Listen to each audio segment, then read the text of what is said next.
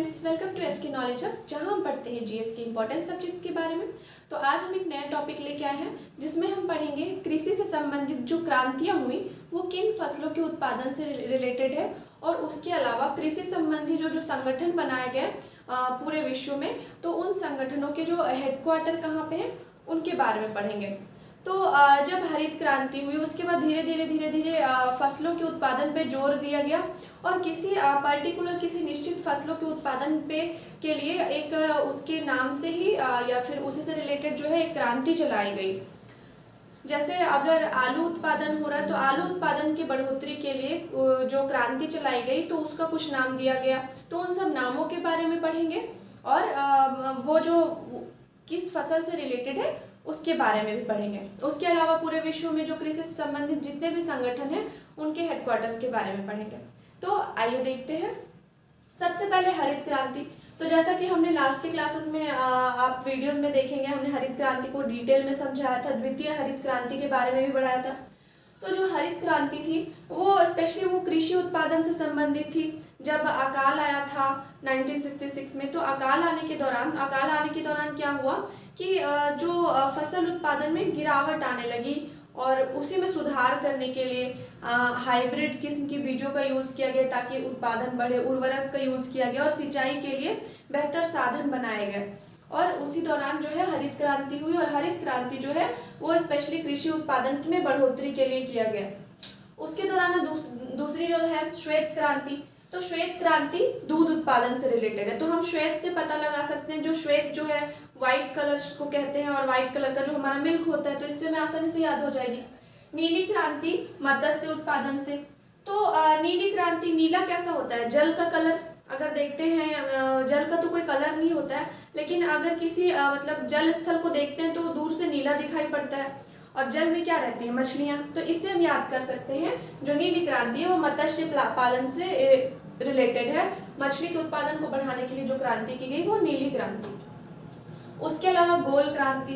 तो गोल क्रांति आपके आलू उत्पादन से, गोल आलू का शेप गोल होता है, तो इससे हम याद कर सकते हैं। रजत क्रांति। तो रजत क्रांति जो है अंडा उत्पादन से संबंधित है। अब रजत सिल्वर को कहते हैं।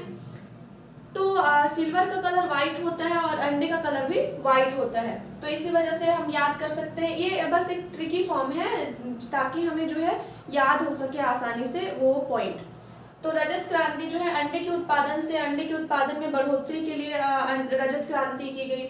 उसके बाद सुनहरी या स्वर्ण क्रांति। तो स्वर्ण क्रांति जो है वो फलों के उत्पादन से संबंधित है। और उसके बाद इंद्रधनुषी क्रांति। तो इंद्रधनुषी कृषि संबंधित समग्र क्रांति, यानी कि सभी जो कृषि से रिलेटेड जितनी भी क्रांतियां ओवरऑल सबके उत्पादन में वृद्धि के लिए जो क्रांति चलाई गई वो इंद्रधनुषी क्रांति। तो जैसा कि इंद्रधनुष में जो होता है सारे कलर मिलके एक कलर बनाते हैं, तो उसी तरह कि सारे उत्पादन को जो है सारे उत्पादन में बढ़ोतरी को एक क्रांति में इंक्लूड कर दिया गया, और वो कृषि संबंधी समग्र क्रांति हो गई। उसके बाद भूरी क्रांति। तो ब्राउन कलर का आपका फर्टिलाइजर रहता है, तो भूरी क्रांति हम इसे याद कर सकते हैं ट्रिकी वे में। जो भूरी क्रांति है वो उर्वरक से, फर्टिलाइजर से रिलेटेड है। कृष्ण क्रांति। तो कृष्ण क्रांति जो है वो खनिज तेल से रिलेटेड है। उसके बाद इसे कैसे याद कर सकते हैं? तो कृष्ण जी किस कलर के थे? सांवले रंग के थे, काले, और उसी रंग का खनिज तेल होता है। उसके बाद अमृत क्रांति। अमृत क्या होता है? अभी के जमाने में अमृत क्या है? जल हमारे लिए अमृत होता है। तो नदियों को जोड़ने के लिए जो क्रांति चलाई गई वो अमृत क्रांति से रिलेटेड थी। उसके बाद सदाबहार हरित क्रांति, यानी कि सदाबहार हरित क्रांति। जब कृषि उत्पादन हरित क्रांति जब हुई थी, हमने जब लास्ट क्लास में पढ़ाया था कि हरित क्रांति के दौरान क्या होता है कि सिर्फ गेहूं के उत्पादन में ज्यादा ध्यान दिया गया। सदाबहार मतलब सिर्फ गेहूं ही नहीं, सारे जो है सारे फसलों के उत्पादन में अच्छे तरीके से बढ़ोतरी हो, और इसीलिए ये जो सदाबहार हरित क्रांति जो है वो कृषि उत्पादन को दोगुना करने से संबंधित थी। और इसके अलावा सदाबहार हरित क्रांति को द्वितीय हरित क्रांति भी कहते हैं। द्वितीय हरित क्रांति। तो इस प्रकार से हमने सभी को याद किया। हरित क्रांति कृषि उत्पादन से रिलेटेड है। फिर श्वेत क्रांति, श्वेत सफेद कलर का दूध होता है तो इससे हम याद कर सकते हैं श्वेत क्रांति दूध उत्पादन से संबंधित है। नीली क्रांति, जब कोई भी जल स्थल देखेंगे वो नीला दिखाई पड़ता है दूर से, और जल में ही मछलियां होती है तो नीली क्रांति मत्स्य उत्पादन से रिलेटेड है। गोल क्रांति, आलू जो होता है वो गोल होता है तो इससे हम याद कर सकते हैं गोल क्रांति जो आलू उत्पादन से रिलेटेड है।